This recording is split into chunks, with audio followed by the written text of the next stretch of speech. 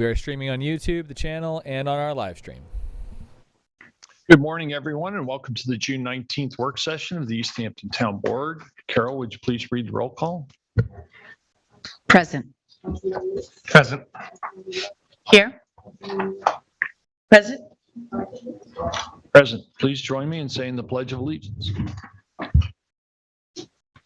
pledge allegiance to the flag of the United States of America and to the republic for which it stands, one nation, under God, indivisible, with liberty and justice for all. Today's meeting will begin with a public portion where any member of the public may address the board on any topic. We ask that you please keep your comments to 3 minutes or less. That will be followed by a discussion of bids. Jeannie Carosa from Purchasing Department.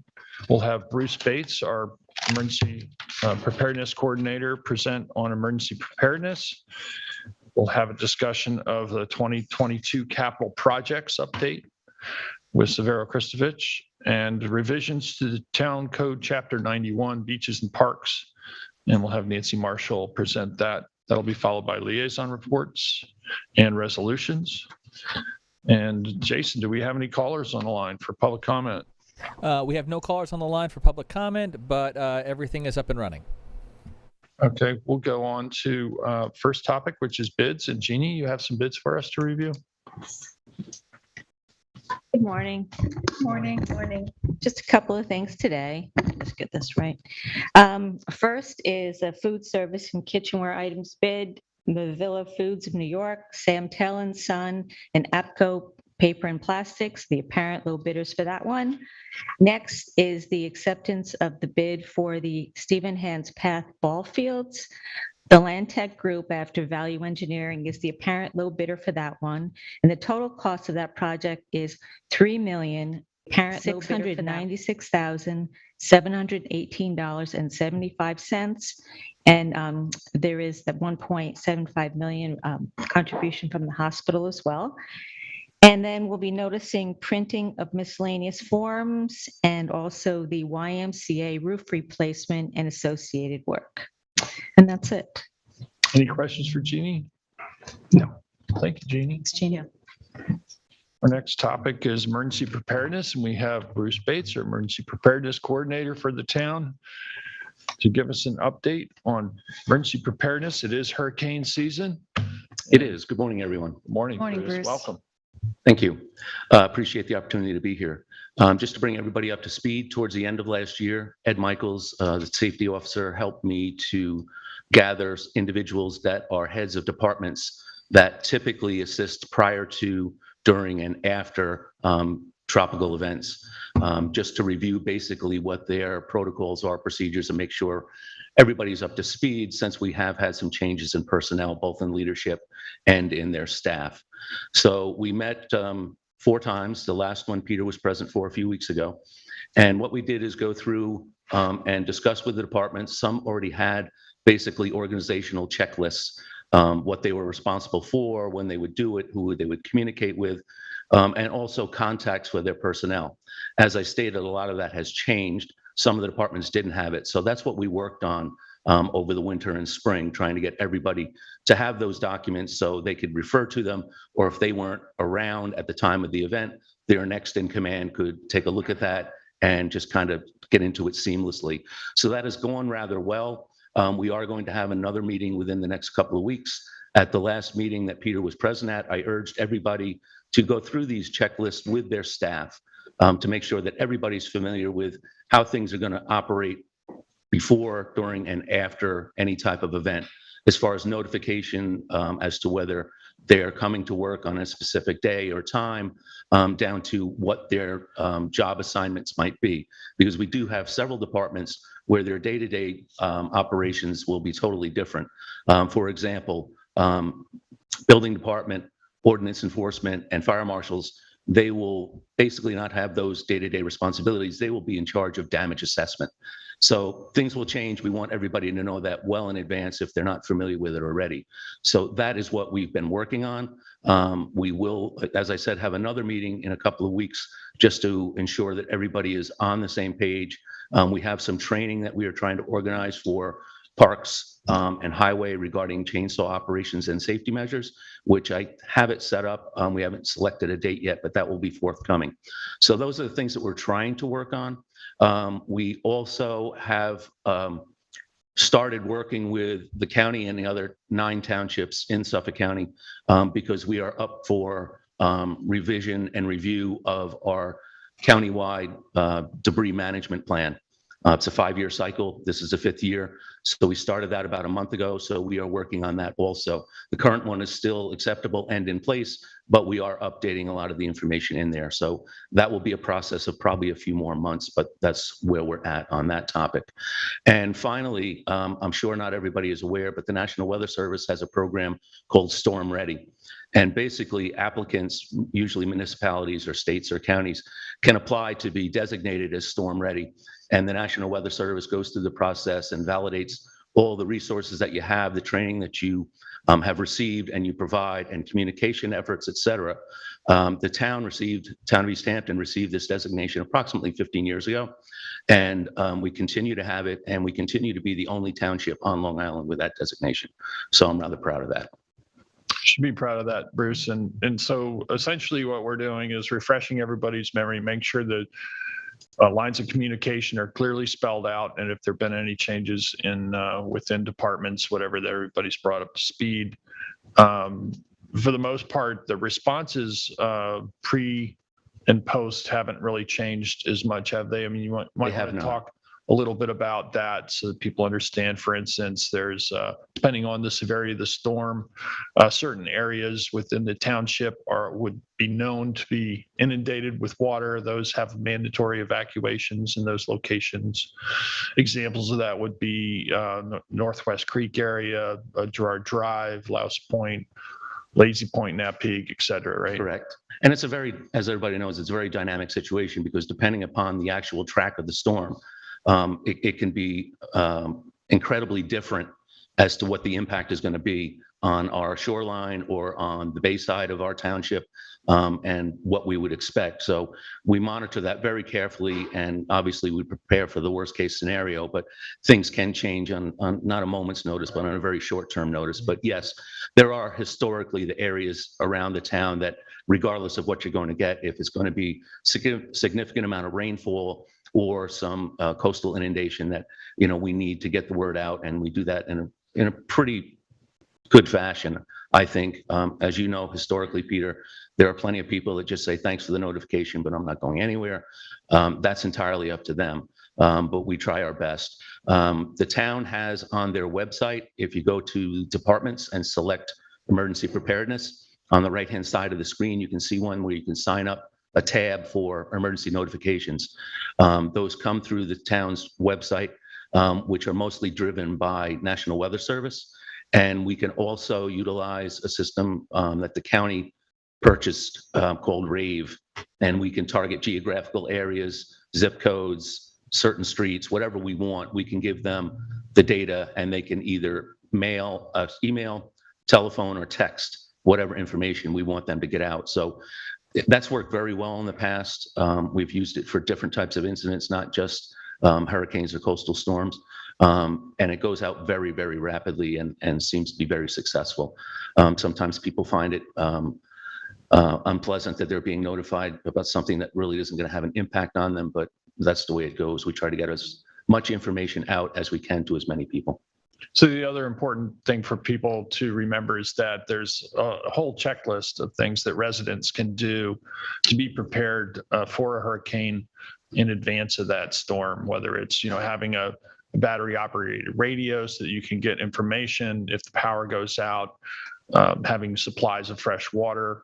Many people have, private wells, and if the electricity's out, the water will not be working. And so to be prepared for the actual storm. You use the word dynamic.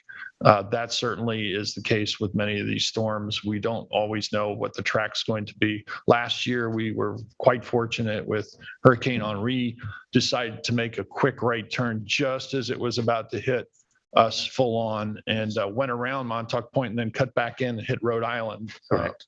So, we literally dodged that one, which we were all thankful for. But other things that we do, we close off beach ends, we drop additional sand in those breaks in the dune to plug the hole, if you will, to prevent storm surge from inundating low-lying areas.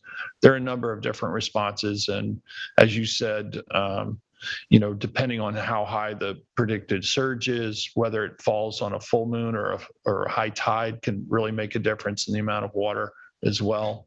And winds could be, just over the tropical storm and low hurricane, or they could be, significant where there's real threat from wind damage and trees coming down and whatnot. So the whole idea here is to be able to assess and communicate what's expected and to try and be prepared as best we can for the storm, and then be prepared to deal with the aftermath, whatever that brings. Absolutely. And something you touched on, the personal preparedness.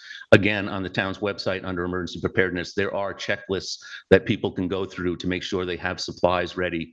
They have their medications and things like that, and they have some cash on hand. So those are prepared by Red Cross and FEMA.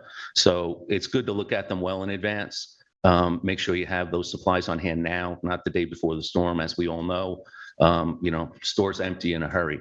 One of the few good things that evolved from the pandemic for the town anyhow is that because it was such a challenging situation for us and we had to develop a lot of different things that we had not dealt with before, it really enhanced the communication between the departments and government, and also how we deal with things. And that has continued for such a period of time now that it's not like that we would get a storm now and we haven't had anything significant for 10 months. Right. It's kind of kept us on a heightened level of preparedness, which unfortunately we went through it or going through it, but it's a good thing overall.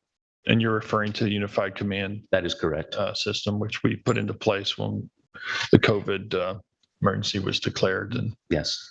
And that affects everything from how the town procures supplies and whatnot, right through to enacting, emergency measures. So, Yes. are there any questions? No, I was just thinking to Bruce's point with the checklist on the website, it would make sense to do some social media postings about that and linking to that page so that folks can start thinking and making sure they have their supplies on hand. Yeah, that's my point of view. It's really reassuring to hear all the work that you've done with the departments and with the supervisor, updating and getting us ready for anything that comes along. My question is, how do we keep connected to the community, and how do we get this information out to so many visitors and so many people that are here for the first time? And that information I'd like to get out to folks in the public. We worked on the emergency preparedness brochure. Right. Let folks know where our shelters are, what services are, who to call, how to deal with things to be a little bit ready and prepared on there and in their house. The checklist is certainly a great way to do it, but maybe we could talk about putting together a little more, maybe even have a kind of a hurricane preparedness day that we declare and everybody review their stuff together, so that we can make sure everyone here is as up to date as possible. We used to do pre-pandemic, we used to do forums, like the CACs and things, and we would go around and they would invite the public in, and we would go over things like that. Obviously that changed quite a bit. I mean, we're getting a little bit closer to being able to do things like that, but that put a kind of a screeching halt to that process. But yeah, we have other avenues, as Kathy said, we can put things out, whether it's tweet or Instagram, whatever, and try and get that information out there. That's great. Wonderful. Any other questions for Bruce or comments? No, thank you very much. Thank you, Bruce. Thank you. Have a great day. Thank you, Bruce. Yeah. That brings us up to update of 2022 capital projects, and we have Severo Prisovich, who will walk us through those. We have quite a bit going on. Quite a bit. Good morning, Mr. Supervisor and Town Council. Basically, I have a list where we sort of took all the capital projects and we correlated between three different categories. The projects that are currently working that we're actually doing work on right now, the ones that are in pre-design and engineered phases, and the ones that we have additional, that can be discussed at a later time or, between yourselves as well. So first one is Springs Library roof replacement, which we are complete. The project was fully inspected afterwards, and we are 100% done with that project. Next one would be the Montauk skate park improvements, which we are actually on schedule to finish next month. Everything has been completed on that project. It's one of the smoothest projects that I've seen so far, with the exception of some private damage that happened on the skate park. But we're actually working some different methods to try to see if we can fix that right now. So Star Island commercial fishing dock, Grimes won the bid for that one, and we've started work on that. We have about a 6-month deadline or timeline as far as being completed. We're doing it in 2 stages, and we've started with the south side already. Construction of the new Westlake Comfort Station. This is something that Councilman Lease was working on very heavily to try to get done. We've run into some snags that we're trying to schedule out right now. The state basically is holding up the project slightly, and we're working with the company to try to see whether we can push the project forward a little bit quicker. I'm working with Matt Jedlicka from LK McLean to try to see if we can come to terms with trying to get the project back on timeline. Design of the Hatchery building at Gann Road. Meetings have started again with LK McLean and Bates Massey to start to move forward, again with Councilman Lease. Design and specifications for new senior center. This one is a Kathy project, and R2 is the one that was awarded the bid for this one. And I know that we've started the initial outreach as far as, doing community outreach. They've been very diligent with trying to get that pushed forward. Those are all the projects that we currently are working on right now. The next phase is basically pre-design and engineering phase. Basically, these are projects that we are not actually out to bid yet. We're either just before the bid process, or we're basically, an engineer has been hired already, and we're starting to get the bids together. So for here, the first one that we have is a sort of a line that we always increase into funding for, which is the ADA improvements throughout town. Currently, we have 2 big projects that we're looking at. One of them actually is the Springs Library ADA ramp. And then the other one is actually right outside this door right here, the ADA ramp for the town hall meeting room. As far as, estimates, we have basically Carter Mallance got the bid for Springs Library at $159,500, and Matt Jedlicka from LK McLean is hired for the project for the egress over here, and we're estimating it to be around $100,000. But again, it's got to go out to bid, and we got to see what that comes back at. Next one is planning and construction of second house. Drew Bennett is currently working on specifications for the bid, and the bid should be released soon for that one. Street lighting upgrades to LED. NIPA is actually doing a presentation for this one to the town board in the first week of August. I've been working with Samantha Klein as well as Kim Shaw to try to figure out where we're at with the project itself. As of right now, the only thing that we need to make a decision on, which I know that everyone in the town council has been discussing, is the actual wattage of the bulb itself, or the heat, the Kelvin temperature. What I do know from doing a little bit of research is that the 27 Kelvin or higher bulbs are all stock bulbs and basically have about a 2-month wait. For anything that is smaller than 27, such as 2200, which may be preferable for some people, that time period right there is going to be a minimum of 6 months wait, because they're considered a custom bulb. That's from my research. So next is construction of actual pickleball courts. This would be done over at the South Erie location. LK McLean on July 15th actually surveyed the location, and we're starting the process of actually trying to get specifications done for it. It's going to be consistent of having 2 actual pickleball courts separate from the tennis courts on that area. So not just a lined out area with a tennis court, it'll actually be separate, Next one is the reconstruction of tennis and basketball courts in Springs. Again, LK McLean is hired for working on the bid specifications for this project. The plan is to basically have the bid go out with each project considered separate, so that we'll have a price for each of the basketball courts and the tennis courts, and then see where we're at financially from that time period as well.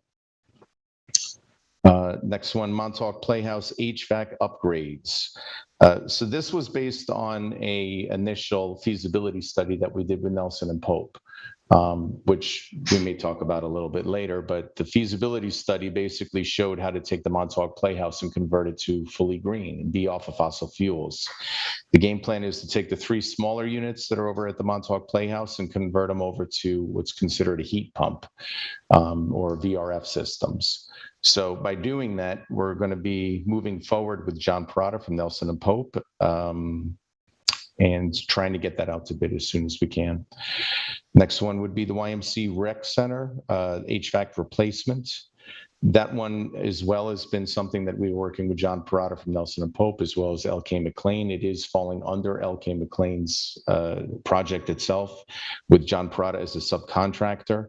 And basically the entire system, with the exception of the heat, which is currently a newer system, all of the AC systems will get converted over to heat pumps and VRF systems. Again, getting rid of the fossil fuels that we need to have for that. And that runs together with the roof replacement also at the YMCA, which again, Matt Jedlicka from LK McLean is going to be leading the project on. Both of those bids will be available on July 28th. Next project is going to be going into additional projects. These are projects that we are sort of in a discussional format. We haven't moved forward with any of them. There may be some discussions about closing some of these lines possibly, or deciding to move forward with them. But, you know, it's best to kind of bring them up to everyone's forefront. So from here, townwide energy sustainability is basically a fund that you guys put together. As far as what it could be used for, anything that would be renewable energy, EV or green technologies. As far as how to utilize that, again, we have some emergency HVAC stuff. If anything came up at all where an HVAC system did fail, we would be able to utilize portions of that fund in order to be able to help alleviate that quickly. Charging station expansion, which is going to be right outside here at Town Hall, will be 20 ports that we're going to be putting in. We are actually just getting Matt Jedlicka from LK McLean hired for this project. It's an exciting one, mainly for the reason that, you know, we're trying to get everything up and square so that as the vehicles start going to all plug-in hybrids or electric vehicles, that we have the capacity to be able to charge them. The project also will be utilizing public use for the equipment during the daytime, with town use in the evening time. We're also working on grant funding for this as well, in addition to it, and that's going to be coming from Natural Resources. Samantha Klein and Kim Shaw are working on that as well. Next, Montauk Playhouse roof repair. This one we haven't hired a project or engineer for yet. Again, it's basically a fund line, which I'm not going to repeat the numerical value due to the fact that we will be going out to bid for this at some point in the future. But we are going to be hiring an engineer to be able to try to change that over. A lot of these projects that are being held up because of roofs, there's a lot of talk about whether or not we're holding off to be able to add solar to the project, which is going to change the scope of the overall project together. So next one, roof replacement and highway department, same type of thing. Basically, we had a budget line that was designed just for the roof. Again, Natural Resources kind of jumped in initially with Lauren Steinberg and now with Samantha Klein to be able to try to discuss about anytime that we're doing a roof, looking at the possibilities of being able to add solar to it. So this is another project that we're probably going to be underfunded for, and we're going to need to look at the big scope of it. Are we going to be doing the projects together? Or are we just going to be doing the roof initially, but we have to make sure that it has the strength to hold the solar panels? Which is what we're doing with the YMCA, right? We're taking out the skylights. We're going to be putting a new roof on, but the plan is for down the road, we want to get solar. That project actually was designed right from the get-go to be able to have solar added to it. But, you know, initially right now, we do know that the engineering for the roof itself is going to be able to hold and stabilize those solar panels on it, which is the key element. If we're doing a roof project, we should look at putting solar on it, you know? Next one, construction of Boys Harbor Pavilion. This one, David You Lees. skipped one. Town Hall reconfiguration. Town hall reconfiguration. This one is actually going to be an extension that we're trying to do over in Carol's office, at the clerk's office, to add a safe and possibly a private area for her as well to be able to utilize. Again, we're sort of where we're at financially right now is that, we come up with these numbers quite a ways ago. So some of the numbers that we come up with once we look at COVID, inflation, everything else added to the picture, we're going to have to reassess some of these numbers. I don't think that this number is going to be necessarily enough to be able to start with the project initially.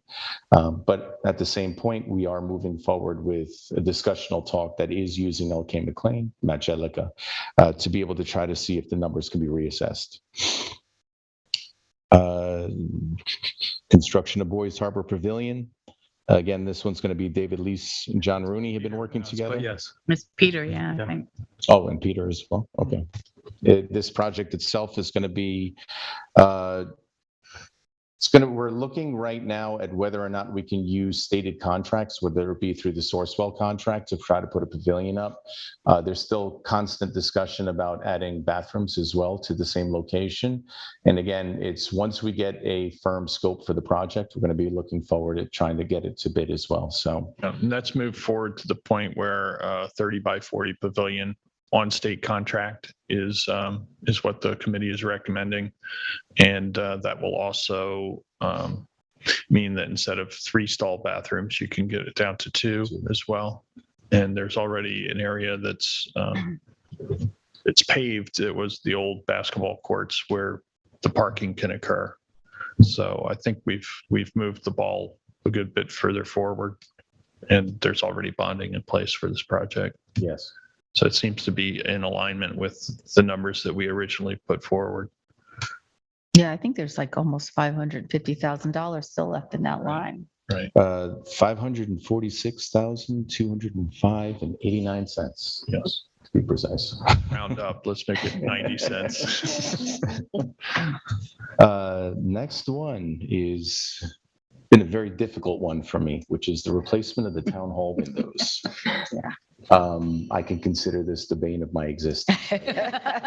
And the drafty of my, it's like when your Bane of back's ours against as well. those windows. We've tried so many different ways to be able to try to get this project going. I've been working on this project for well over 2.5 years. It always seems like whenever we get to a point where we're ready to go out to bid, the prices come back at more than double what we have. And that's happened on 2 separate occasions already.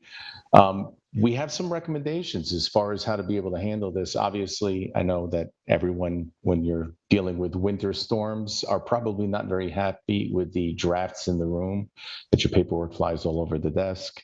We're looking at a possibility of taking each of the windows and basically restoring them instead of just replacing them with custom windows. Even that element, we're looking at a possibility of about $700,000, just shy of that. The thing is that we do have money in the account. We have $299,000 that are currently in the account right now. My recommendation is, if it's discussed between the council, to be able to possibly take the project instead of it being one large project. Why don't we take it and just take 1 or 2, maybe the Hands or the Hedges house? You guys can discuss that amongst yourself. But Flip at a the same coin. point, if we have half the scope of the project and we know that we have half the amount of money that we need, we should be able to get a portion of that done, or at least go out to bid for it, Yeah. so that we can get something initialized for this project. This is. Well, having resided in both houses, Yes.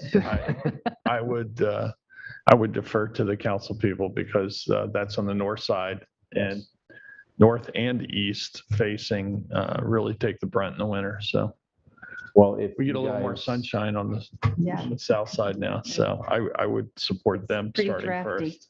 And you just think of, heat that's going out and Oh, the air yeah. conditioning, and it's just. There's nothing energy efficient about it. No. What I can state is that, we've had pretty lengthy discussions on a regular basis with Matt Jedlicka from Hvac McLean. If the town council decides as a group that you would like to move forward with this, we can probably fairly quickly get a bid ready to be able to go out for, to be able to get at least something done, which I would be very happy to see done. Can we make that decision now?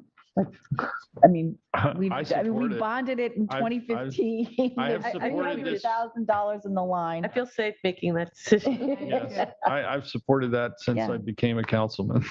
I can work on it 10 as soon as I leave almost this 10 meeting. years ago. Awesome. Okay, thank you. Yeah. Thank you. Next, building at CDCH. So this is a project that we do have a fund line for. We did use a chunk of the money to be able to help with the vaccination center, which was very successful. So I would say that, there's a lot of discussion that I know has been kind of moving around on what to do with the building from now. I know there's been talk about possibly moving some of the offices from 300 over there.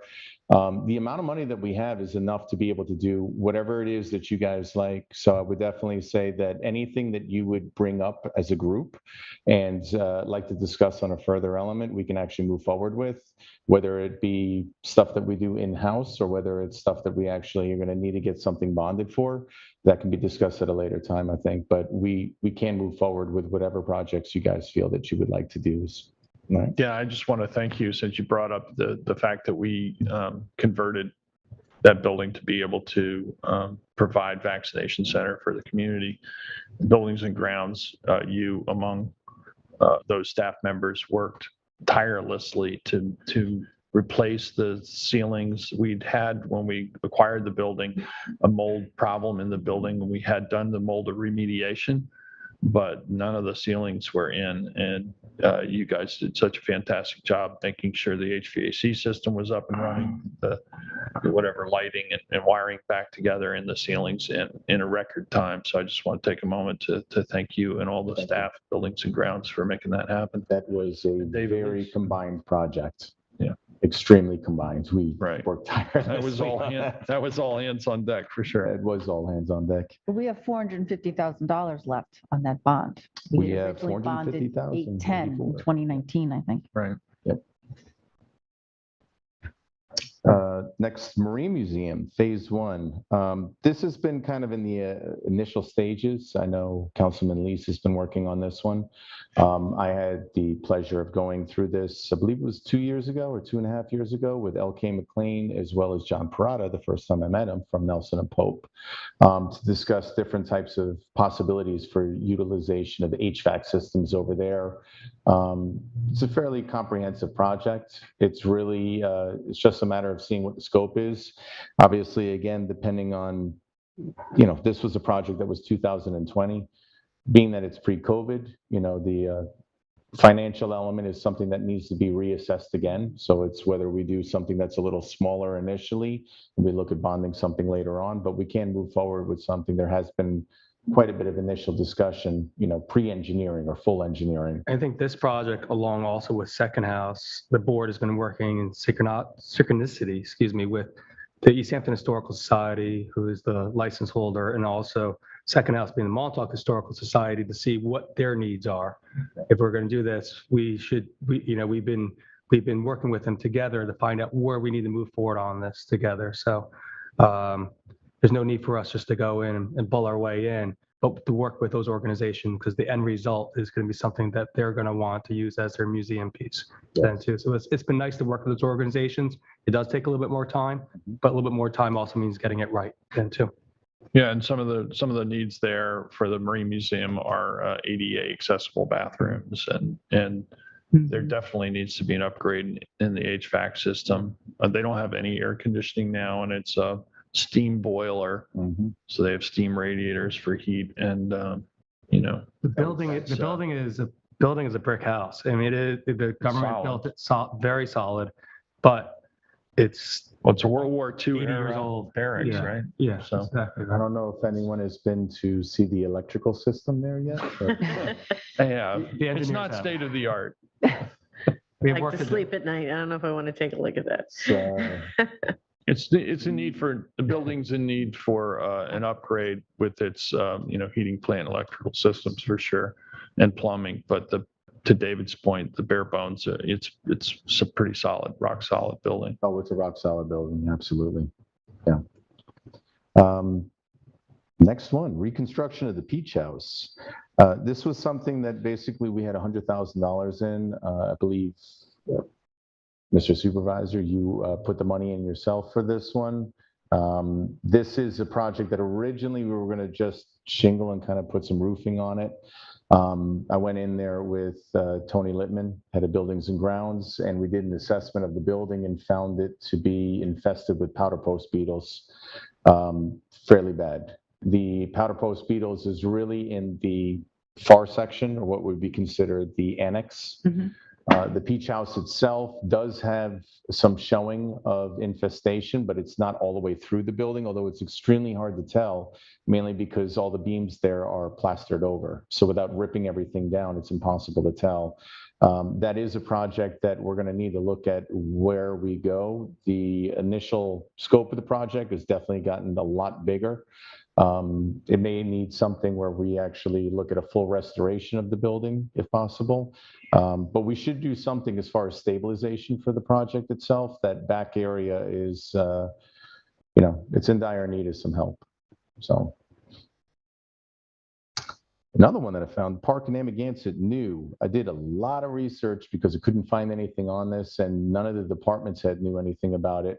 Matt Jedlicka back in 2016 was hired by Larry Cantwell to be able to look at doing a portion of the back parking lot in Amagansett. Okay. So behind Amagansett was something that was considered a passive park.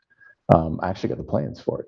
So that passive park, this was what the project was for. That being stated, again, the project itself, this is from 2016. The amount of money that's in it right now is $207,855.06. So the project itself, if it was something that we were going to move forward on, we're going to need, an increase in the fund line. The suggestion would be to decide maybe to close the line, So that would be one of the possibilities for that project right there.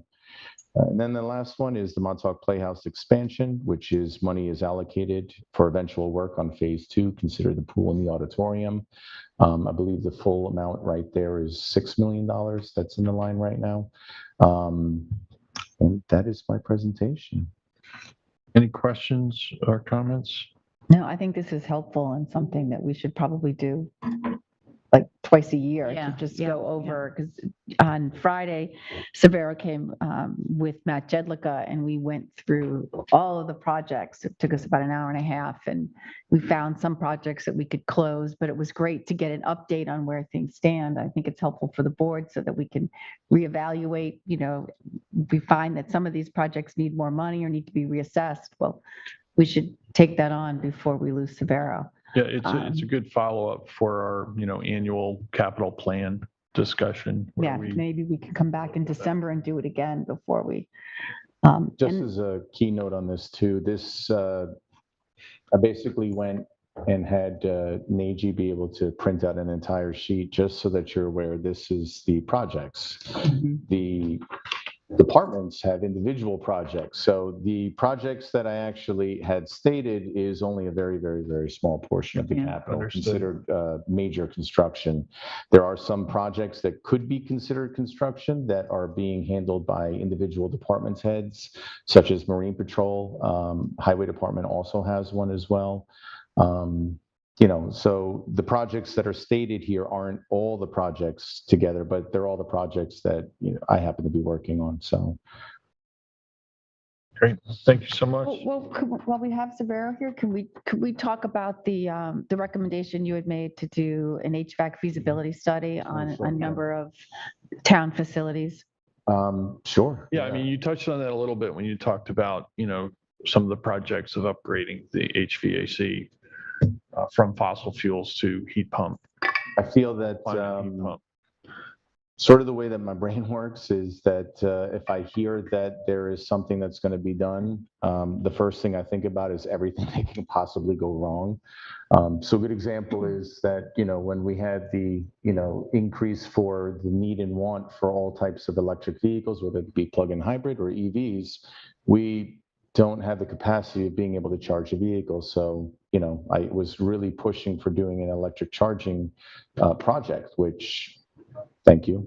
everyone approved. So for the HVAC systems, that was something that went through, I believe, a couple months ago. It was about 7 months ago, maybe 8 months ago, where I believe, and I'm going to be paraphrasing here, but anytime that an HVAC system needs to be repaired or replaced or I believe it was repaired or replaced, we would be looking at only using what would be considered green technology, which for most stuff is going to be considered a VRF system, or a variable rate of flow, or a heat pump, which is basically very similar. Problem with that is that not all heat pumps are plug and play.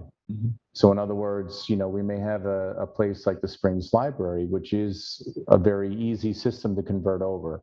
You take out the HVAC system, you're going to be putting in something that's going to be considered a heat pump. And because of that, it's very easy. It uses all the current ductwork.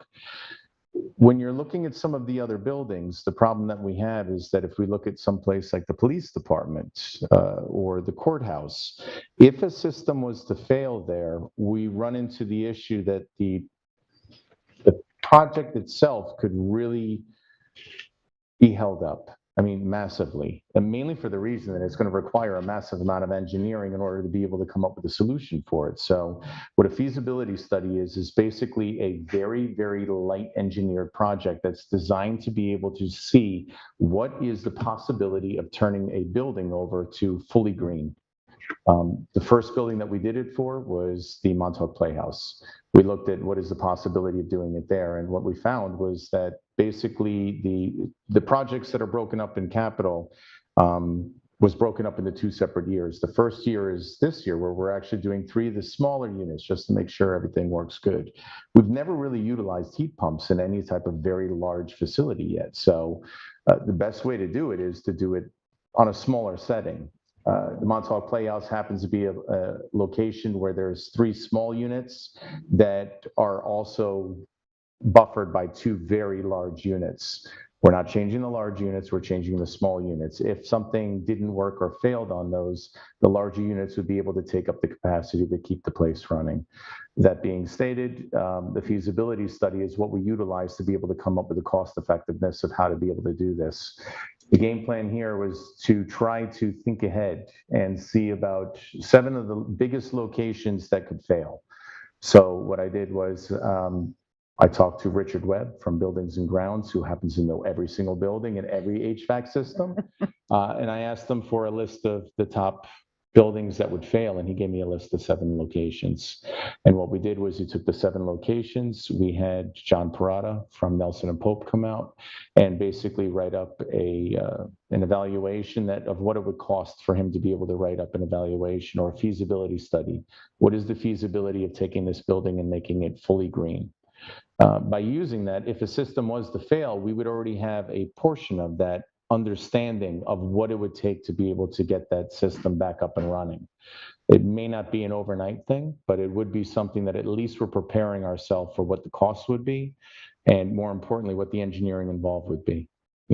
So I feel that it's an extremely important thing to do to be able to keep up with the way that the town board feels to move forward with all of the HVAC systems. Yeah, and I reached out to Becky this morning and I sent her the proposals from Nelson and Pope so she could have them, and we could have resolutions on for August 5th if we wanted to approve all of these studies for the 7 locations that Severo I identified. believe it's 6 locations is what I gave to the quote, which is, Yeah. I think it comes out to 25,000 total. Natural Resources is looking in the grant money for the 7th location, which would be the Wayne Scott Police Department. I believe that feasibility study is $5,000 by itself. Okay. I think that's appropriate. I do too. I support all of those projects. And thank you for that list. It was really helpful. Oh, you're welcome. Thank you. Thank you, Sarah. Severo, I got you in front of me, man. All right, come here, man. So the project you stated about the skate park, which is something that the town board has completely supported. The reason why it is going so smoothly is because the changes that the supervisor did in this budget to change the capacity and the role that yourself and working with Kevin Ahern does. And what you have done out there has been a model for the town board of how to have oversight onto some of our projects. What happens a lot of time with capital projects is that they don't get complete because there's a lot of them and they go down a little bit of a dark hole and we end up spending money on debt service instead of the project. Right. There's a lot of things that have happened like that in the past. So it's a loss of taxpayer money.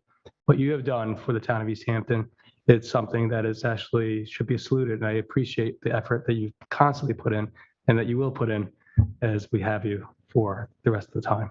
Right. So I want to thank you personally. Thank you so much. I appreciate it. And to be honest, too, it's Kevin Ahern is on site at that location to handle any problems that pops up. That's just one location. It's going, Yeah. You mentioned, but be there's a lot more behind locations that. The most recent example of. No, you're a problem solver is what you are. Yeah. Like when we were over at the YMCA and they were having issues with the Over the HVAC. Yeah. with the HVAC, they was worried about not having air conditioning in the gym for the summer. And, you're going down rabbit holes on the website, on the internet, you're calling Matt, you're brainstorming.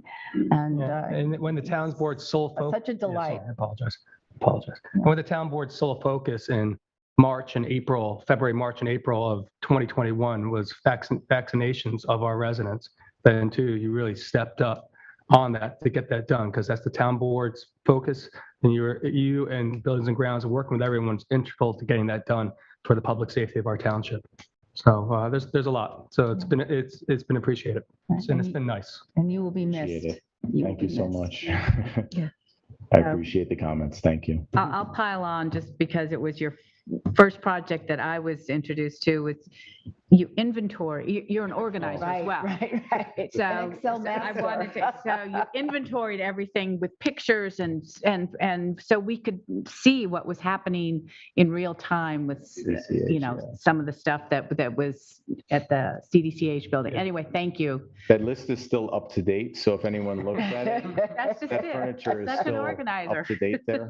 So. So, I appreciate it very much. You expanded upon that by having layers in the GIS system to be able to show where there was drainage or other improvements. You've added layers to that and utilized the technology to help move us forward into the 21st century to be more efficient as a government and more responsive. So, I'll just, how I feel about you. I've had conversations with you and, saw that you were someone who was going to be able to take charge and really help manage all the types of projects that we undertake. It's one thing to, approve and review and authorize, but, it takes people on the ground with oversight. And I think the system that we have now has worked much better. And a lot of that has to do with your personal leadership on that. So we appreciate you very much, Severo. We're going to miss you when you leave. You guys are making me blush now. So just to remind you, this is being recorded. I know. So that you can take this wherever you go. I was thinking the same thing. It's your letter of recommendation. Here it is, your only letter of it's a recommendation. video. We've all done it here. So that's very And fun. I just want to say, although we haven't had a lot of opportunities to work together, all of this good work that you've done will help me and us move and plan for the town in the future. So it'll be here and carry forth. I hope you have pride about that as you see the project. If you take a look and see what we're getting to, and know that you had a hand in it. You almost got out of here. All right, now get out of here. Thank you, Severo. Before we tear up. Thank you Go. so much. Thank you very much. So last on the agenda for agenda items is a revisions to Town Code Chapter 91, Beaches and Parks. And we have Nancy Marshall, our Assistant Town Attorney, here with us. The purpose of these revisions are really driven by the recent court orders and contempt charges the town received regarding that 4,000 feet of beach on Napeague. And while Chapter 91 did not purport to authorize driving on private property, the law did not expressly prohibit driving on private property. And because of that, we're making a few additional changes to make it very clear and expressly prohibiting or making clear that our beach driving permits do not authorize vehicles on privately owned beaches or private property, period. So Nancy, you want to Sure. through some of the particulars? There's not too much that we had No, to there's just change. No, there's really not. It's almost like a two-part changes. The first one is to clarify that trustee beaches are also included throughout this section. It initially stated town beaches, ocean beach. Now it says town beaches and trustee beaches where applicable. This is specifically shown in 91-2 applicability, 91.5 vehicles on beach, 91.6 operating a vehicle on beaches while under the influence, 91.7 non-liability of trustees and town board, and then finally in 91.12 temporary closure. And then as the supervisor was just explaining, the other major change to this is to exclude private-owned properties. That's in, you can see that in two sections of this. Again, in 91.2 applicability, a subsection C was added, which states the provisions of this local law should not apply to privately owned properties. This is also contained in the next 91.3 definitions for beaches. It's the definition we always had, and at the end of that, it says, provided, however, that such area is owned or controlled by the town and or trustees. In no event shall the definition of beach as set forth herein be deemed to refer to any privately owned properties, regardless of whether the same otherwise meets the definition herein. So again, part of this revisions are to pull in make sure it's clarified that trustee beaches are included and to make sure it's clarified that privately owned properties are excluded. And that's pretty much sums it up. Board members have any questions or comments? No. So we'll have this resolution on to schedule a public hearing on this matter. Okay. We'll require the town board to have a public hearing in order to change chapter 91. Additionally, the trustees will have to, I think at a minimum, have a resolution authorizing these changes because I agree. we do have a joint agreement with the trustees on management of chapter Right. 91, and any changes require both entities to assent. So we'll move forward and do that for this Thursday and schedule that public hearing, which I think would be August 4th. Yeah, that's the next meeting. I think that would be the next opportunity. Okay. And that brings us up to the liaison reports. Great. So I just want to remind everybody that we're in the middle of conducting a survey for the new senior center, and we're asking folks to participate as their ideas for the new senior center are important, and they're going to help us create a shared vision and also influence programming and the design direction. The survey is available in English and Spanish. You don't have to be a senior to respond.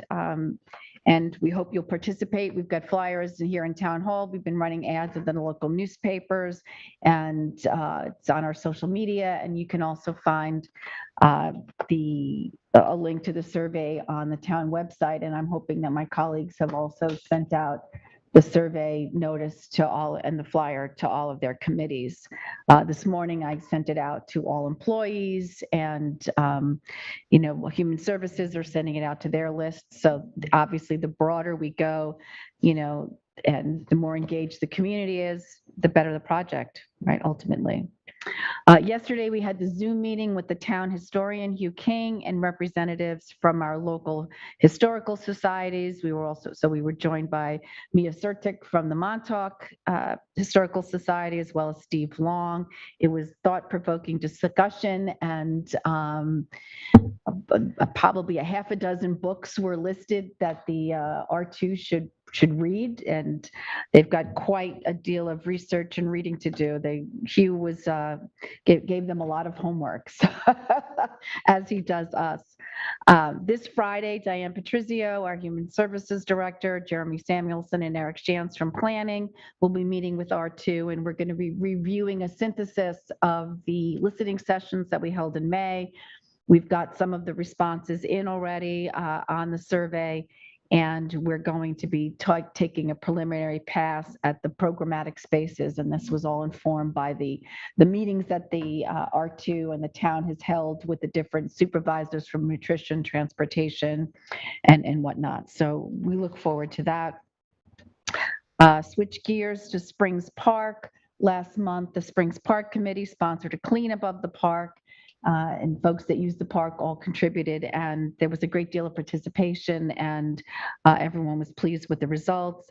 You know that there was a recommendation from that committee, God, it was last year already, that we should install and replace the front access gate. And we had supply chain issues and whatnot, and that took place yesterday. We thought we had to close the park for 2 days, but the folks were done before 4 o'clock, and the Springs Park is open and welcoming to everyone. Peter, I did have a question for you. I had gotten an email from Johnny Ryan Jr. I bet he said that he had met with you and you were looking for a list of lifeguards that were going to be outside of town jurisdiction, whether they were competing at Jones Beach or in the Nationals or at Smith Point. Is that something? I mean, I don't ever recall doing resolutions for that. Was that? It was suggested that we do a resolution depending on who's going and how they're going. I thought we did that 2 years ago when they went to Texas. Yeah, I don't recall doing that, but he sent me the list, or the list is best he has it. Right. So I can certainly do that for Thursday. That was something several years ago was decided was something we should do. Okay, so I'd gotten a request from the executive director of the YMCA, the starting blocks that we use in swim meets are the original. They're 23 years old. They've gotten very slippery. They're looking to replace them. One of the parents came forward and said that they would fundraise for it if the town would install it. I feel like the folks, on the hurricanes and HLA are always fundraising, and we just got our check-in from YMCA if they go over and above, and we received a check for $380,000. I would like to recommend that we pay for the new blocks and the installation, and parents can you circulate that to us so we're. Yeah, Becky will have that. Becky had to review the paperwork first to accept it, and I believe we have to do a resolution, but this is just preliminary. It hasn't been, but we'll do a resolution to accept that. But I was hoping that I'd have the board support to use that. I mean, that's what that money is for. It goes into a capital reserve for the YMCA. And I'd just like to see, what the amounts are. Yeah, absolutely, the town's for sure. Responsibility would be there.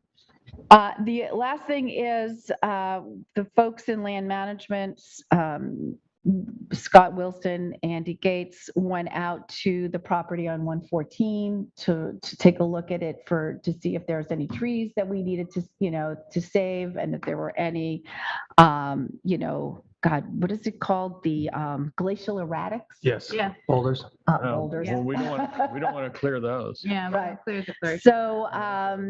So I got the report back, and yes, we know there's 3 properties there. The one property that's the Sag Harbor Community Trust property that's developed with, I believe it's 8 cottages, and then the 2 properties that the town purchased for affordable housing. The report came back. The property consists of mostly oak and pine. Other trees found in smaller numbers include flowering dogwood, Norway maple, sycamore maple, sassafras, and black cherry. No trees would be considered rare or unique were found. One considerably large tree on the property is an eastern white pine that might be worth saving, which is growing near the existing house. Also noted on the map is a large glacial erratic that is an interesting geological feature that may be worth protecting. So the committee has said that that white pine and the glacial erratic they want to build into the plan. And they may find some more glacial erratics when they start doing excavation. Yes, as they did on 3 Mile Harbor. And that's what I have for today. Thank you, Kathy. Yes, thank you very much. I want to let the board know that we actually had more vandalism in Montauk last night. Kirk Park bathrooms were vandalized and damaged, and they're being fixed. And also there was vandalism to one of our vendors, the Ditch Witch in Montauk, and also to our lifeguard stands. they'll be worked on currently, but it's continuing to happen out there in Montauk. Can we talk about the hours then? Is it time to close the So comfort stations earlier because this is just. So the comfort stations are being closed at our ocean beaches. Kirk Park was not on that list for some reason. We're going to add that to the list now. Okay. They're being closed between 10 o'clock and 5 in the morning-ish, depending on when staff gets there, a little time, but that's something that we're doing at our ocean beaches. The vandalism at the ditch, which had to happen after 2 a.m. Because that's when they get their delivery of food products, which they saw was eaten and smeared and stuff. The lifeguard stand was vandalized, but since the lifeguard stand, there's not much sand out there. It wasn't packed in. It was very easy to push over, easy to fix. But I've also heard from other individuals even that have a farm stand that's been having a lot of vandalism, people destroying property. So it's out there, and I think we should at some point start looking into what actions we have to take for greater security into. I just want to let you know that. Yeah. And again, it seems like every Tuesday morning I come with this news. So maybe only Monday nights we got to go out there. I don't know. Anyway, it happened. And I want to let the board know. So cameras, and again, maybe we close the bathroom. Well, I'm going to ask for Comfort stations I'm going to ask for earlier. Kirk to be added into that, and then I'll draft a letter, email to the board about maybe some options as we've discussed with some of our enforcement agencies right now. But again, that's just a new information. Last Thursday, the Nature Preserve Committee met. Unfortunately, I wasn't able to meet because of prior obligations I had to go to. I was only able to get to the second half of the meeting where they did discuss the Louse Point end of the parking lot rehabilitation plan. I know Kate has seen it and others. So one that we're going to be sending out to the DEC has come back, and the one that we'd like to be funding using our water quality funding. I will get that plan to the rest of the board, and we can get that out to bid and actual action very shortly then too. I know members of the APC, Ecobonic Protection Committee, has seen it, the Nature Preserve Committee, and I believe the Spring CAC showed it also too, Kate. So I'll get that to the board and see where we're at. Now maybe it might be a project we can do in the fall also. And I'll get you some more information about the meeting that I missed for our next meeting. Also part of our lifeguard update also then too, I want to let the board know that based on sightings of dangerous marine life up west, our town lifeguards are using lifeguard awareness right now, looking for any type of dangerous marine life. One of the things that the board supported 2 years ago was accepting of drones, 2 drones that were donated, and we placed one in both of our districts, one in East Hampton, Amagansett, and one in Montauk, and also supporting having many of our staff, our lifeguards, certified to use those drones, and they are using those drones actively in those areas. And they're also using jet skis actively to break up schools of bunker also right now too. So we know we're hearing that, and we know the governor's taking action, but East Hampton has been taking action for a long time also then too. I also want to let the public know that the first new large-scale park, passive use park in town of East Hampton opened yesterday. It's called Buckskill Meadows. It's at 138 Buckskill Road. You'll see a town sign outside that welcomes you from sunrise to sunset. It's got a beautiful meadow with an ADA chess table. It also has a 0.54-ish 8-foot walking trail. It's great to teach your kids how to walk on. It's great for individuals with disabilities to go on. It's great for just a hike in the woods and to get away either from ticks or also from traffic.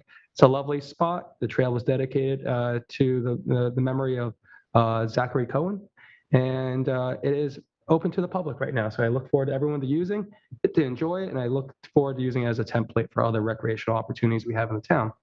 David, thank you for your good work on that. That park turned out amazing, and the rec path is something that Zach Cohen had championed, having multi-use recreational paths in our parks and on preserved lands, so kids can safely learn how to ride a bike, or they can walk a stroller in a natural setting. I walked the full loop yesterday at the dedication, and it was a 10 or 12-minute walk, taking my time and checking out the property. Obviously, you can do as many loops as you want if you're looking for that kind of exercise, but well done on putting that together, and that was a really nice dedication yesterday. Thanks. Yeah, and it's a lot of the support of the board. It's a carry in, carry out location, of course. So we're doing on there then too. The multi-use path for disabilities, Glen Hall. A lot of individuals are going to enjoy it and are already enjoying it then too. So I thank the board for the support, and I thank the other departments for their assistance. And again, it's something that we found during COVID. People want different forms of recreation. The town board is actually responding to that tremendously right now. This is the first multi-use rec path, I think, that we've put together, and the next will be at Boys and Girls Harbor, where there are a number of legacy dirt roadways that would lend themselves very well to creation of a multi-use path. The topography is perfect for ADA as well. So we look forward to that, connecting with the new pavilion and the bathrooms there as well. Thank you. That's all I have for today. Thank you, David. Sylvia? So yeah, I'm going to pass out something. The Community Housing Opportunity Fund Committee met on Thursday. It was after we had our town board work session on housing, and the proposition, the wording, the abstract, and the frequently asked questions. So this was a suggestion. It's the same wording. However, it is it's using the same words, but it's also, we think, a little clearer, because we're putting all of the information for changing chapter 160 to 162 at the bottom of the proposition. And So is the top the top is the the original, original? and the second one is what they are suggesting. We were working with, as you know, the CHOF committee, and also Jeremy Samuelson was on board. Jen and her committee, Jennifer Nigro and her committee, has been working on this, and Peter, and I'm not trying to blindside anybody, just this is a suggestion, and I haven't had the opportunity to go over it with Jennifer yet. So if you guys would just take a look at it and see if this is something, as I said, the object was to get the idea of the transfer tax at the very beginning, not at the end of the wording. So anyway, take a look at it, and if you have any suggestions for me, for Jennifer, for Jeremy, that we're the ones that have been kind of looking at this. Have you looked at Southampton's language? We did in our committee, and that's how we landed on what we had. We did not. Because I like theirs. I think theirs, well, they don't reference the chapter of the codes that are And changing. it's a little different for them, though, Because they don't have it They yet. don't have They that. don't have Okay. a community housing See, opportunity we fund. were, we had the fund Mhm. Yeah, set up already ahead, 20 years ahead. yeah. Literally 2 decades Literally, ahead. yeah. And therefore, we're just making an amendment. And so our committee, comprised of 4 lawyers, has recommended this language, and we've kicked it around a bunch. We all looked at it last week. I'm fine with, doing another round, Yeah, but I have to say that we need to have yeah. the final language resolution on Thursday. Stay on time. This Thursday. Yes. We Yes, have to have this this- Thursday. That's why we Okay. did it a week ago. And so, I mean, I don't think there's any substantive, as you said, it's just where you put this. Yeah, Sentences. Well, it doesn't say be approved. I mean, is that just? Well, it does. It's in the first, it's part of the sentence. It really, I feel Oh. like that should come at the end, shall be approved, because that's the standard format for referendum. So,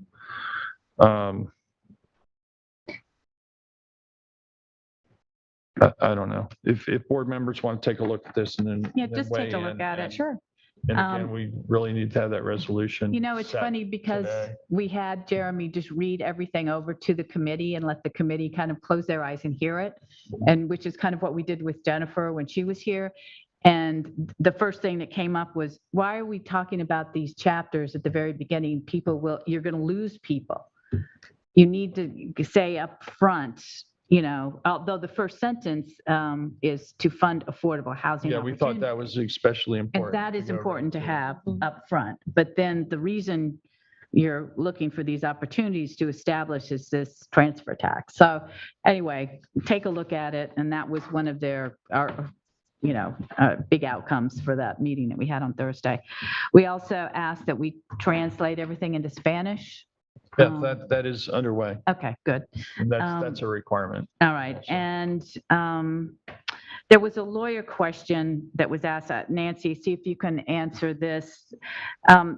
So we had talked with John Jolnicki that the CACs really can't go out and advocate for this as well, because as an agent of the town, they couldn't be advocating for it. So can the Community Housing Opportunity Fund Committee, can they come to the public hearings and advocate for it at a public hearing? Yeah, let me double check on that. I really haven't been I think involved not. in the housing. Okay. If it's a formalized committee of the town, I don't think you Yeah. can take, They I have don't to think you do can as take a formal individuals. position.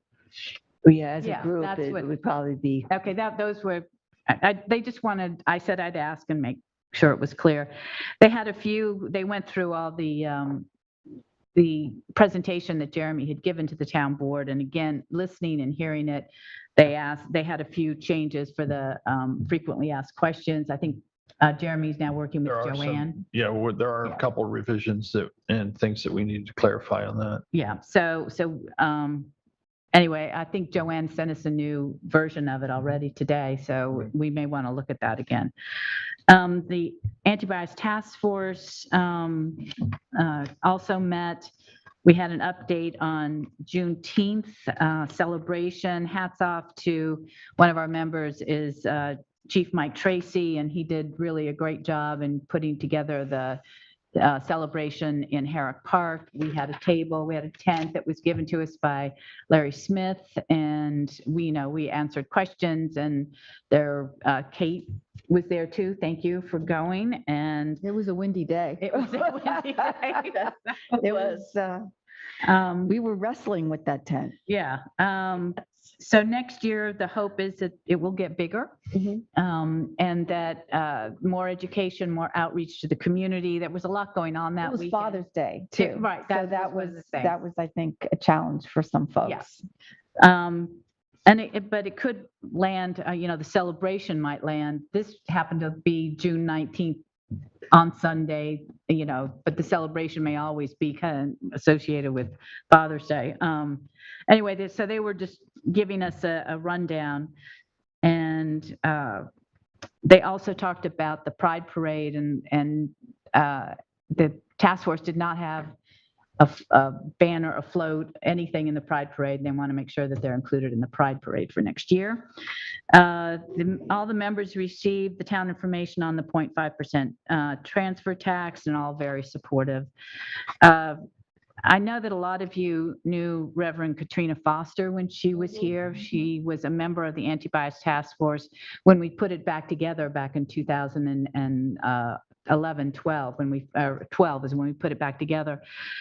She was here for many years at the Amagansett Lutheran Church as their pastor and a member of as I said, of Anti-Bias Task Force. She moved to St. John's Lutheran Church in Greenpoint and a few years ago, and just report sadly that Reverend Foster lost her only child, had passed away from a brain tumor in the last couple of weeks. So send lots of hugs and love to her. She was such a inspirational woman to be here, representing not only the church, but everything that the Anti-Bias Task Force stood for. So I just wanted to report that, and we do send our deepest sympathies to her and her family. The diversity show is being recorded next week with Louise Bergerson and members of her group called Ruta 27 in Spanish, Route 27. And it is now, as I have reported in the past, it's a 501c3. They're going to be teaching Spanish-speaking adults English and working at the high school, using 8 to 10 classrooms in the evening. And so she's going to be doing a show that's going to really promote that project for 2 of the diversity shows. And then we'll get back to a diversity show that we've been planning to do and just haven't gotten to, which was a member that was involved with the Holocaust Museum in Washington, D.C. So that will be kind of for the next 3 or 4 diversity shows that we have coming up.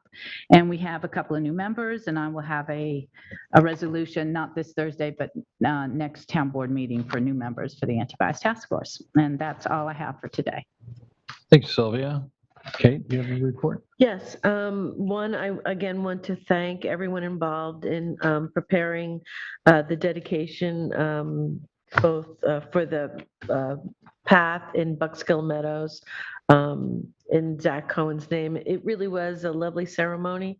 It was nice to see invited also Park and Recreations folks, besides the community members and us who do the physical work of putting these things together. So it's great to share that moment with them and the Nature Preserve Committee members of Springs who cared so much about Zach. That was wonderful. I got to take a great picture with the women of Springs and that I'll be putting up on social media, which was wonderful. Also on Saturday, I attended and was invited to and attended the Wounded Warrior breakfast for Soldier Ride. And that was a very inspiring event. I really suggest members of the public to support that ride in the summer when it happens. You come away from it just being so inspired by those folks and who sacrificed so much to defend our democracy. And I am thankful to the Legion folks for inviting me to attend that breakfast. And I got to sit with the Pat Brave Ants Boy Scout troop and got to know those guys who got up on a Saturday morning and were, serving breakfast and handing out bottles of water and being supportive of the soldiers and the vets. And they're great guys, and I want to thank them as well. In last week's work session, we had a presentation regarding the consolidated grant funding for taking a look at revitalizing the business area, the larger business area of Montauk. And I will be putting forth a resolution to support that funding for that plan, and also have a resolution for a notice of public hearing for our coastal assessment and resiliency plan for that to be adopted. The funding the basis is taken out of the implementation section of the LWRP, our local waterfront revitalization plan, which, as you know, we adopted into the comp plan and as a state plan.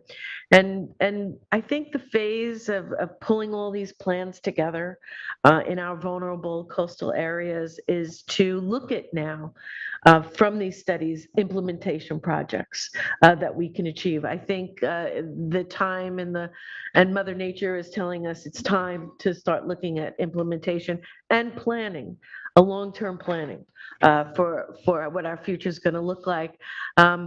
If you look at the news today and you see what's happening in the UK, our partners in the UK, they're seeing record heat temperatures of 104, 108.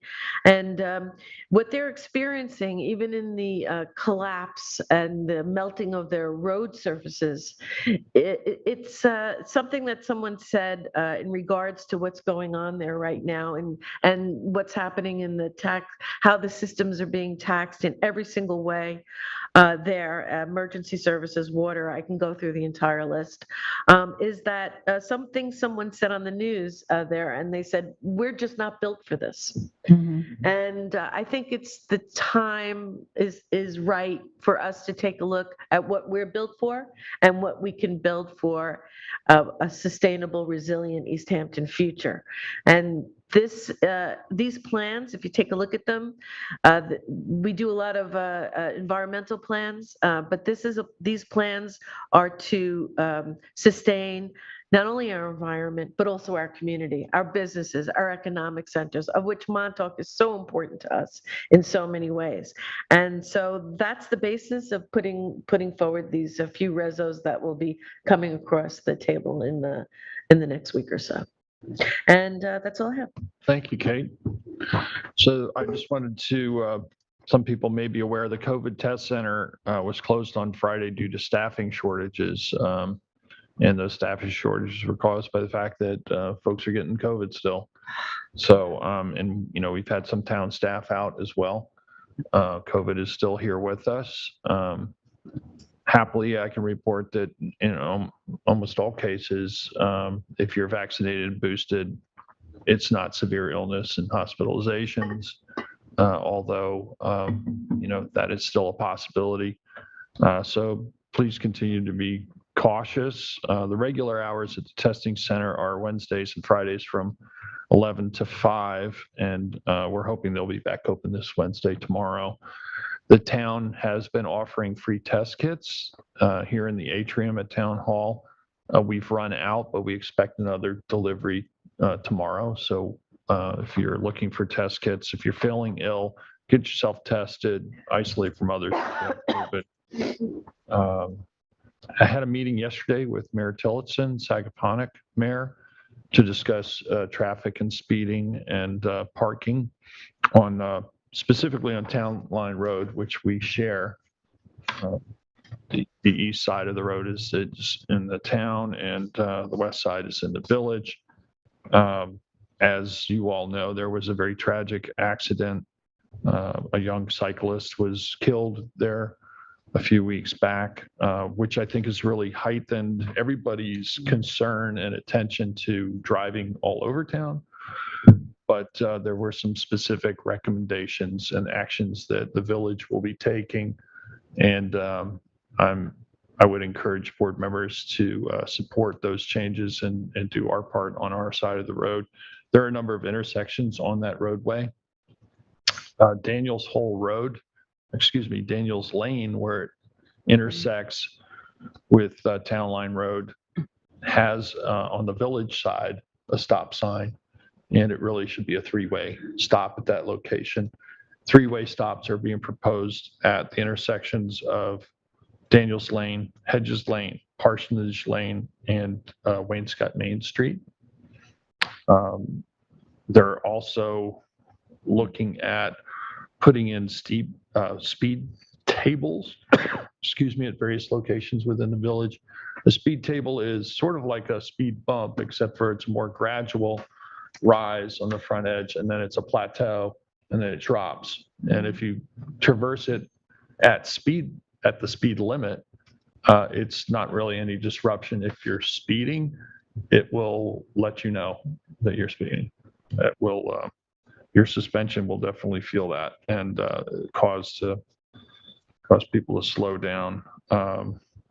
They're also looking at improvements to the road right-of-way. There are a number of encroachments, whether they be hedges or other things, rocks, obstructions placed within the right-of-way shoulders.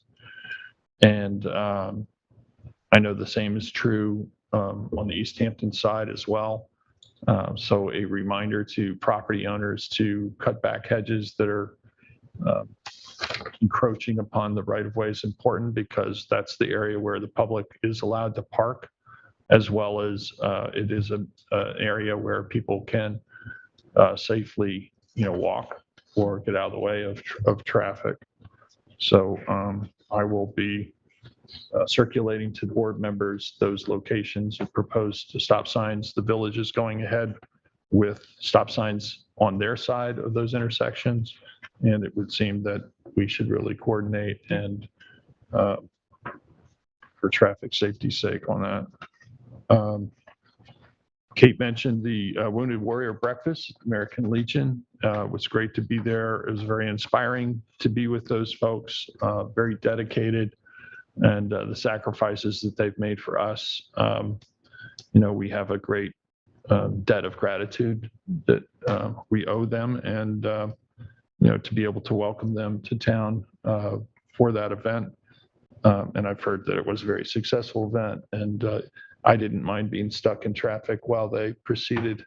I was on Route 114 coming back after running an errand, and they were already out on the roadway, and Stephen Hand's path was shut down at the intersection 114 while they let all the cyclists go.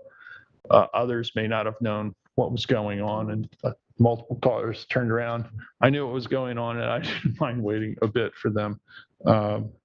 But yeah, they truly are heroic, and it was great to be there with them.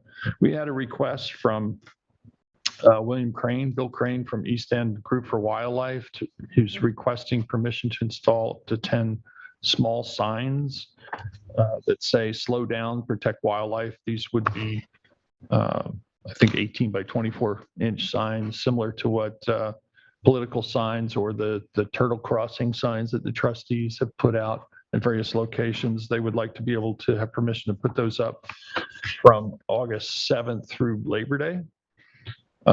I support that request. I hope board members will as well. I also reached out to Steve Lynch, and he doesn't have, he supports it too. What we've done in the past, when I tried did theirs for, where people should, walk against traffic, bike with traffic, I believe we did a resolution. So because of That's why I'm bringing because it up. of the timing. And Okay. we also, at the time, Steve wanted to know the locations of where they were looking to place the signs. So they're suggesting putting them near where the turtle crossing signs are as well. So if the board's supportive, I'll have a resolution on for Thursday for that. The Hopper, South Fork Commuter Connections last mile, the Hoppers requested to split the routes this fall into an east and a west route. I think you I read all that, yeah. have seen that. And the reason for that is they think they can more efficiently deliver their ridership around town if they split the routes east and west and save 15 minutes or more of bus ridership for folks that are headed especially to the east side, which would be town employees and others who will be on the east side. So, we're looking into available funding. This is funded currently through a grant from the state to the towns that would be paying for it. And I believe there's some additional surplus money available to expand the route due to the fact that during COVID, the ridership that was shut down for a while. So that funding should exist. We're just looking into the exact numbers, and we'll let you know what we find out. Also, I have numbers back from the most recent week 2 of July 6th through 12th for the free shuttle Montauk Loop. There were almost 1,700 rides provided during that week, with a high of 323 in a single day. That loop goes, and the most popular stops for the week were the Chamber of Commerce and Gurney, Star Island, Gossman's Dock, and Hither Hills. So, we know that a number of folks from the Hither Hills campground take advantage of the free shuttle. Comes right by the campground, goes in past Gurney's and down into town and does the loop out to the harbor and back. So that's being well taken advantage of and well supported. Happy to see those numbers.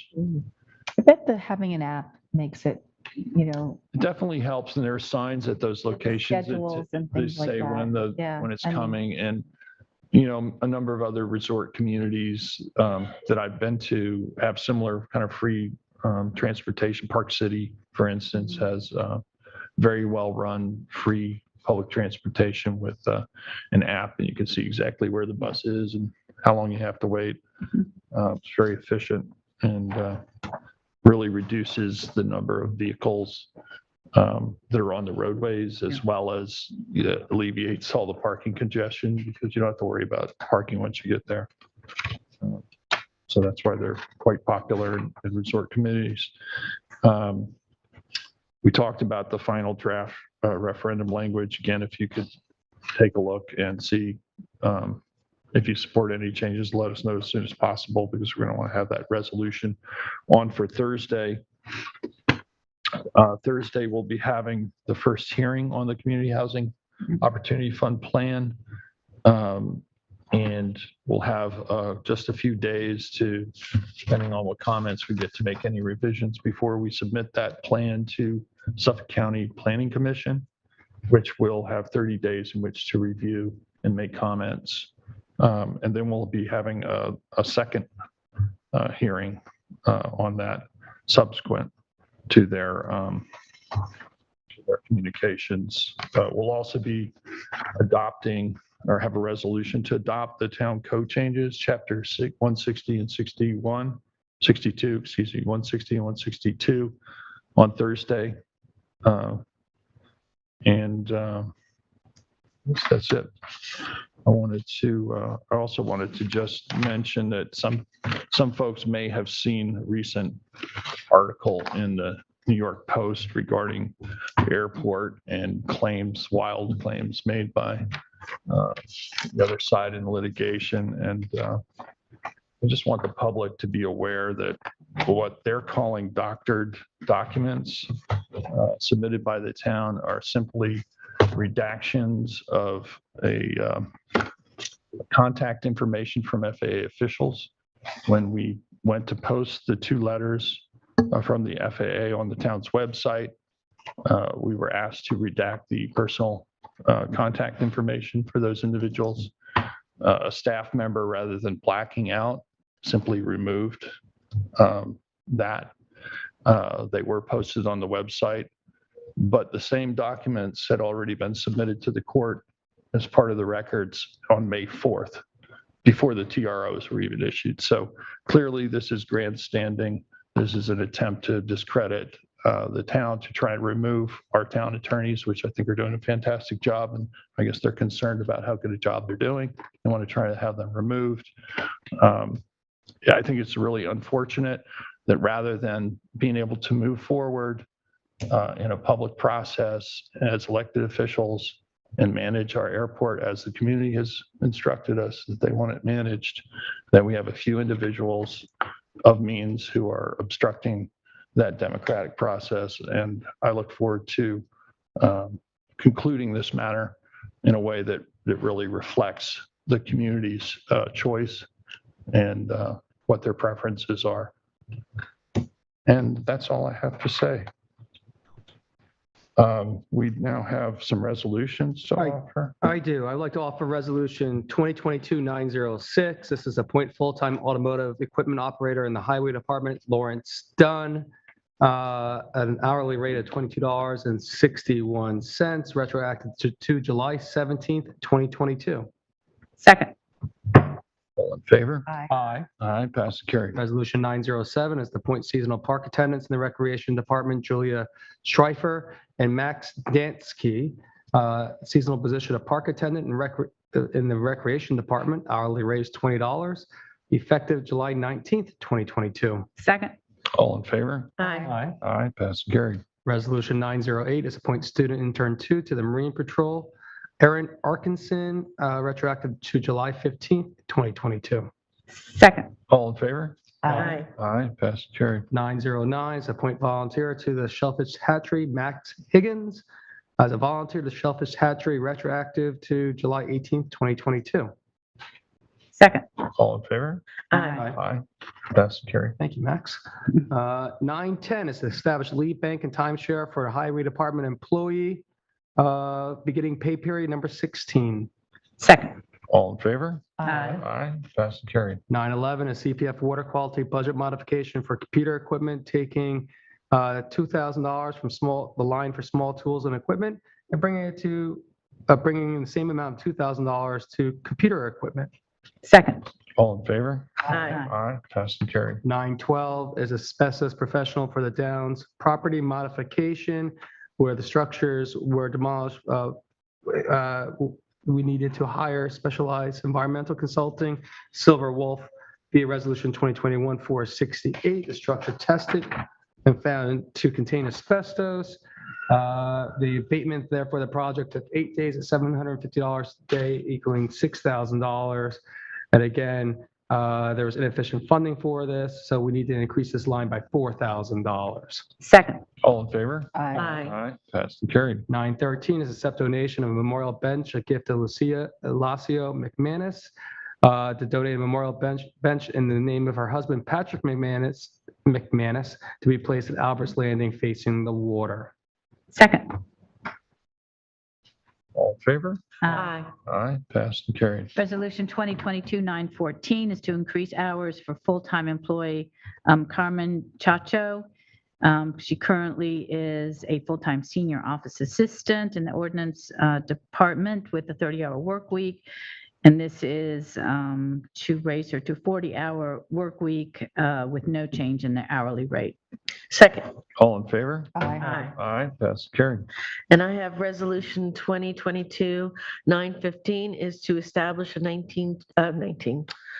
2022 Litter Committee, and I'll just read the mission statement. The mission statement for the Litter Committee is to create, develop, implement informational and educational projects, activities, initiatives, and campaigns with town board approval that are designed to reduce and prevent litter, increase recycling, raise public awareness, and encourage active involvement of the community in these efforts.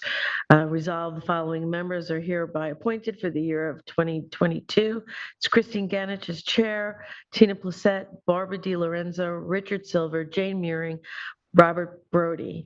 I will have an additional member who stepped forward from Wainscott. I could add that now, or yeah. Okay. So I'll add Hersey Eggington. From the Wainscott CAC, who has stepped up and asked to be on the committee, and I'm thankful for that. And that's all I have. Yes, HERSEYEGGINGTON. Second is amended. All in favor? Aye. Aye, passed and carried. And I have 2022-916, which is a budget modification for natural resources for the purpose of funding computer equipment. And it involves moving $3,000 from the line of other equipment to the line for computer equipment in the amount of $3,000. Second. All in favor? Aye. Aye, passed and carried. Resolution 917 is to amend Resolution 2022-835.